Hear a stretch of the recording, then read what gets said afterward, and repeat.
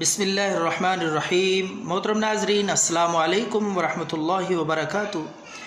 ناظرین، آپ کا خادم، آپ کا بھائی حاضر ہے ایک بہت ہی قیمتی آزمودہ نسخہ لے کر خارش اور الرجی کے لیے۔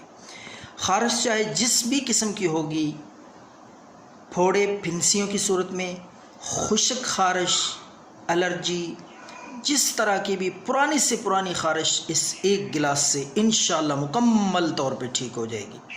تو ناظرین، آپ نے کیا کرنا ہے، آدھا کپ آپ نے بکری کا دودھ لینا ہے نا۔ بکری کا دودھ آدھا کپ، آدھے کپ بکری کے دودھ میں آپ نے آدھا کپ کدو کا رس نکال لینا ہے۔ کسی بھی طریقے سے اس کو کدو کش کر لیں، باریک ٹکڑے کر کے اس کا پانی نکال سکتے ہیں۔ کسی بھی طریقے سے آپ اس کا آدھا کپ کدو کا رس، کدو کا پانی نکالیں۔ یہ بھی آپ نے اس میں مکس کر لینا ہے۔ دو چیزیں ہو گئی۔ تیسری چیز ہے، آپ نے آدھا کپ پانی ابال لینا ہے، ابال کے اس کو ٹھنڈا کر لینا ہے۔ یہ تینوں چیزیں آپ نے مکس کر لینی ہے، بکری کا دودھ اور آدھا کپ کدو کا رس، آدھا کپ آپ نے سادہ پانی ابلا ہوا ٹھنڈا۔ تو میں آپ کو طریقہ کار بتاؤں گا کس وقت یہ آپ نے استعمال کرنا ہے۔ انتہائی مفید اور بہت ہی کارگر ثابت ہوا ہے یہ نسخہ خارش کے لیے۔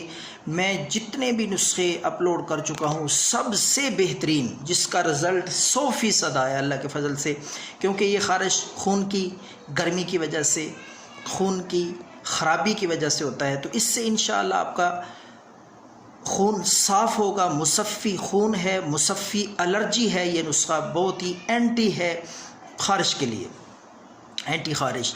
انشاءاللہ ہر قسم کے جراثیم خون سے خارش الرجی کے ختم کر دے گا، مکمل طور پہ خارش سے آرام آ جائے گا۔ تو آپ نے ناظرین، یہ ایک گلاس تقریباً بنے گا۔ ہر روز آپ نے تازہ نیا تیار کرنا ہے، ہر روز۔ تو یہ آپ نے کس وقت پینا ہے، یہ دودھ بکری کا آدھا کپ ہی کدو کا رس اور آدھا کپ ہی سادہ پانی ابلا ہوا ٹھنڈا۔ یہ آپ نے تینوں چیزیں پہلے اچھی طرح مکس کرنی ہے۔ اچھی طرح مکس کر کے ان کو آپس میں یکجان ہو جائیں تو ناظرین، آپ نے ان کو پینا ہے نہار منہ۔ صبح خالی پیٹ ان کو پئیں۔